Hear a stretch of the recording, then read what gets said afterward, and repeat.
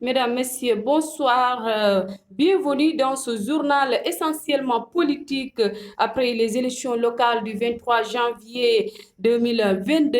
L'heure est à l'installation des élus locaux dans leurs nouvelles fonctions.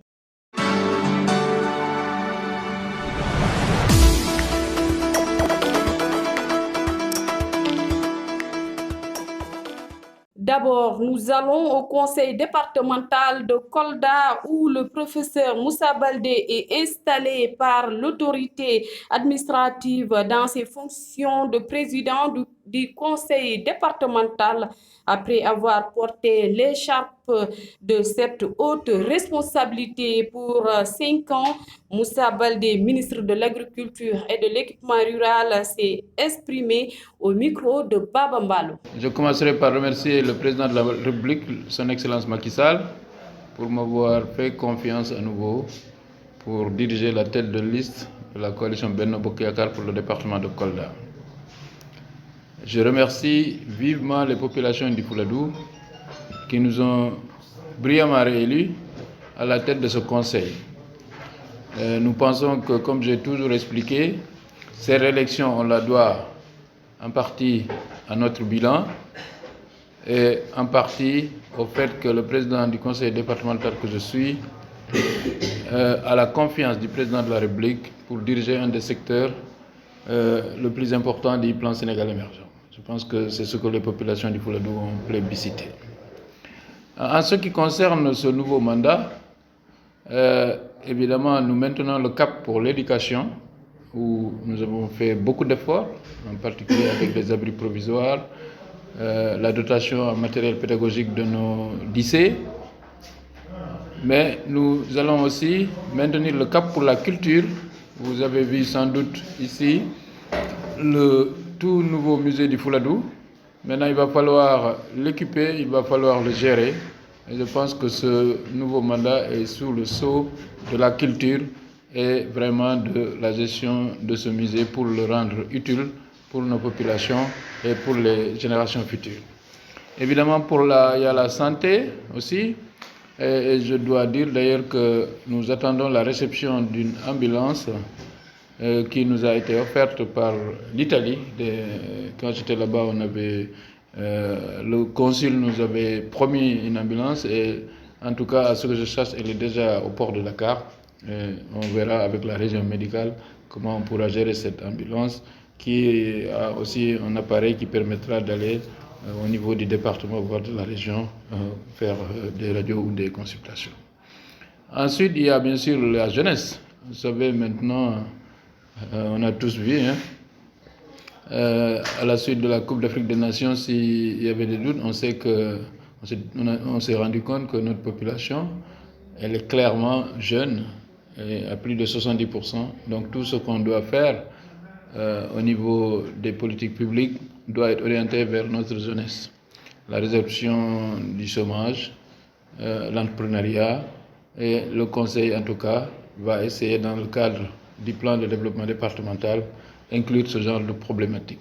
Nous restons dans la commune de Kolda pour parler de l'installation de Mamboy Diao, le tout nouveau maire de Kolda. Le directeur des domaines du Sénégal a pris officiellement entre ses mains les destinées de la mairie de Kolda au cours d'une cérémonie riche en émotions. Aussi, les 7 adjoints au maire sont aussi officialisés dans leurs fonctions. Suivons Mamboy Diao au micro de Amadou Diao. Aujourd'hui, le préfet de Kolda a procédé officiellement à l'installation du bureau municipal.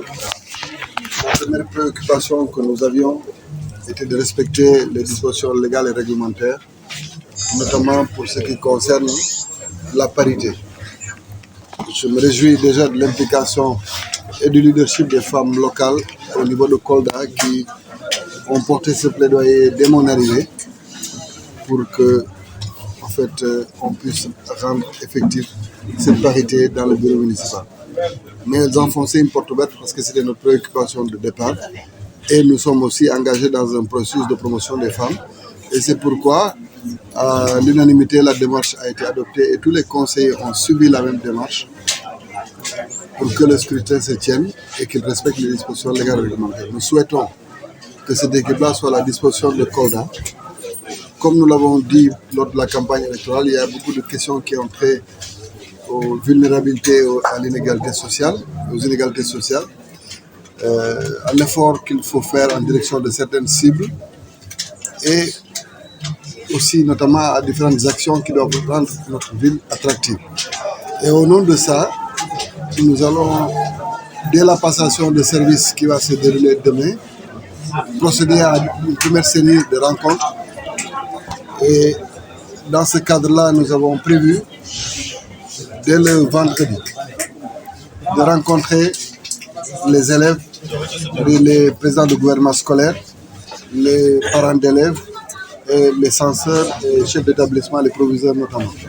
Ce que nous voulons dans cette concertation, parce que notre ambition pour la jeunesse de Kolda est claire, ce que nous voulons, c'est de trouver un cadre d'accompagnement, surtout pour les classes en salle d'examen, parce qu'il faut un accompagnement pour les séries scientifiques et un accompagnement en soutien scolaire pour les élèves qui peuvent le solliciter. Donc ça va valoir cette rencontre-là dès le vendredi, Inch'Allah. Dans la même veine, nous avons souhaité rencontrer les différents présidents d'amicales d'étudiants ressortissants de Kolda qui sont dans les différentes universités. Cette rencontre-là se tiendra à la suite de la première.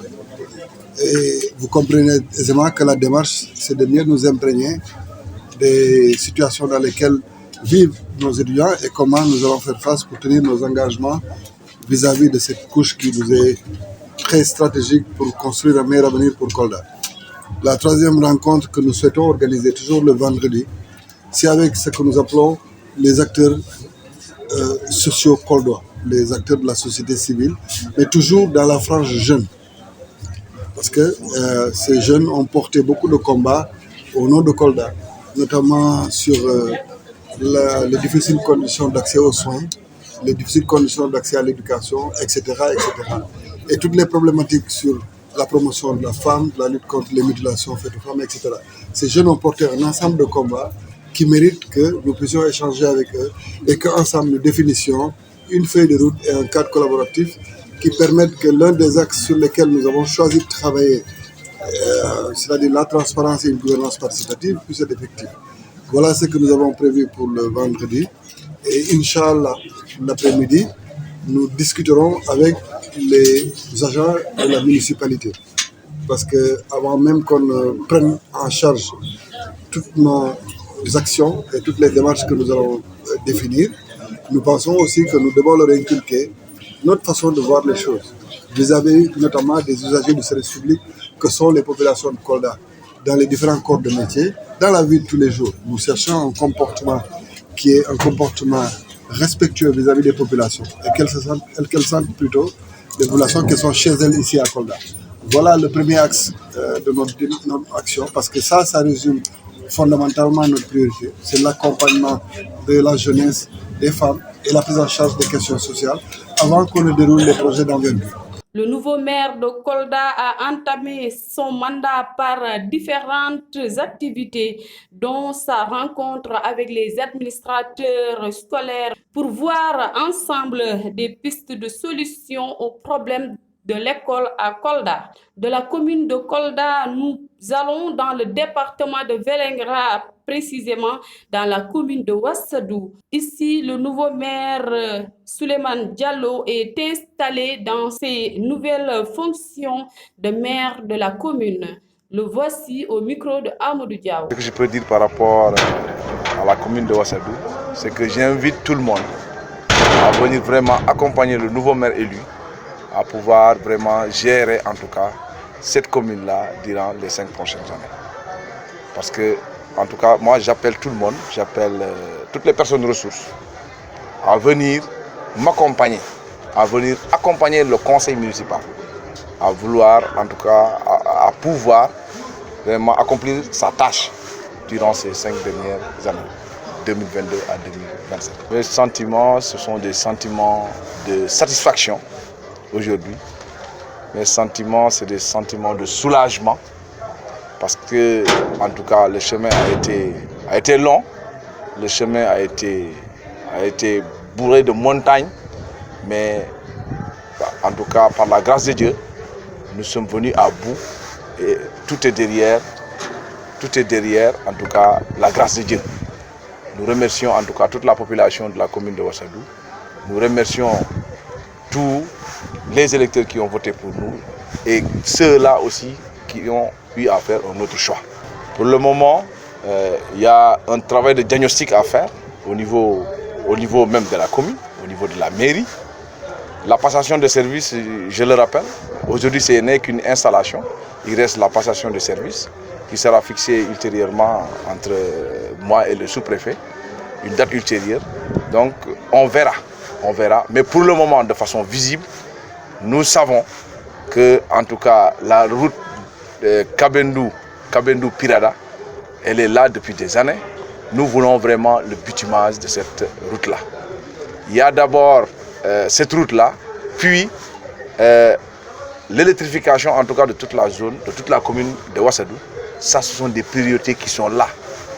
Et nous allons aussi, surtout, accompagner les femmes, vraiment, dans leurs activités quotidiennes, pour pouvoir vraiment alléger leurs travaux de tous les jours. Retour à Kolda et nous nous rendons à Djalambéré. Cette commune du département de Kolda a un nouveau maire. Il s'appelle Mamadou Salif Sow, le président du parti Ensemble pour le Sénégal. Après son installation, le maire s'est prononcé à notre micro. Je voudrais ici, à l'entame de ce propos, dire ma volonté de me conformer aux lois de la République et de respecter intégralement la parité. Mon objectif à la tête de cette municipalité, c'est de redonner à la femme sa dignité et d'accompagner les femmes du Sénégal, les femmes de la commune de Djalambéré dans le processus de développement.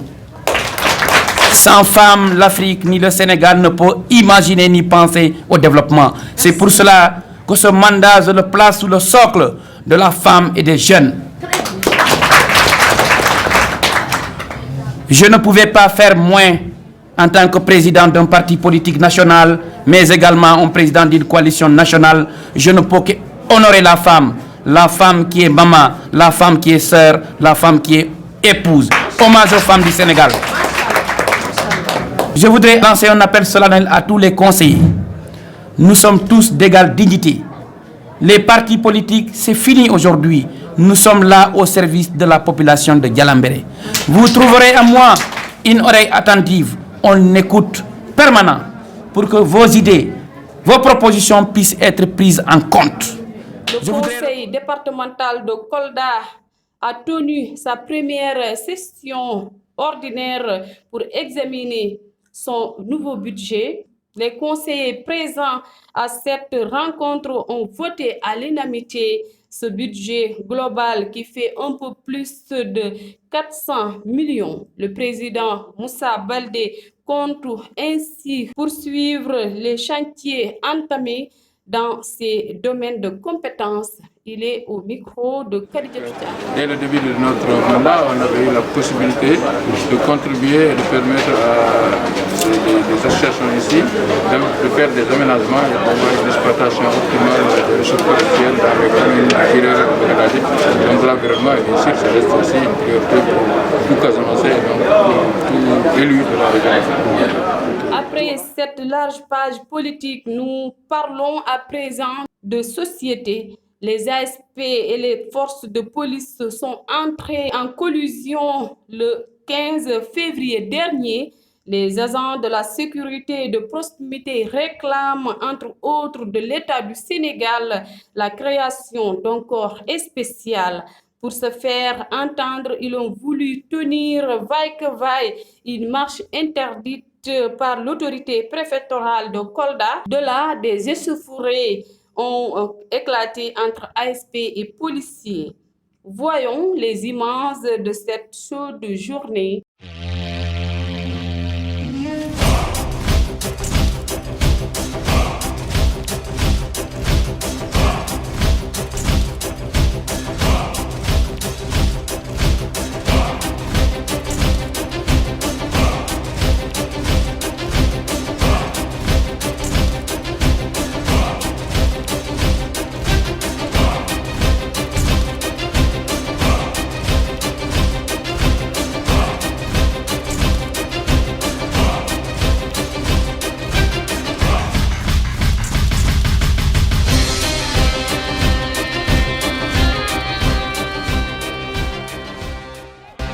Parce que nous avons travaillé pendant 8 ans pour le Sénégal.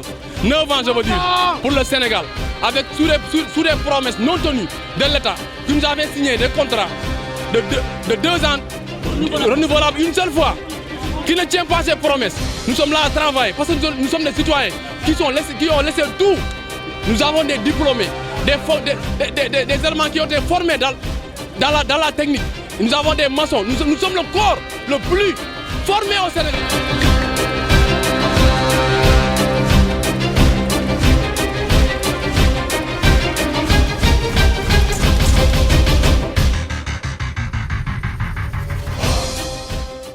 Nous voulons l'intégration immédiate dans la fonction publique, la création d'un corps spécial dans l'immédiat. Aujourd'hui, c'est ce que nous voulons du président de la République, parce qu'il a beaucoup promis à cette jeunesse.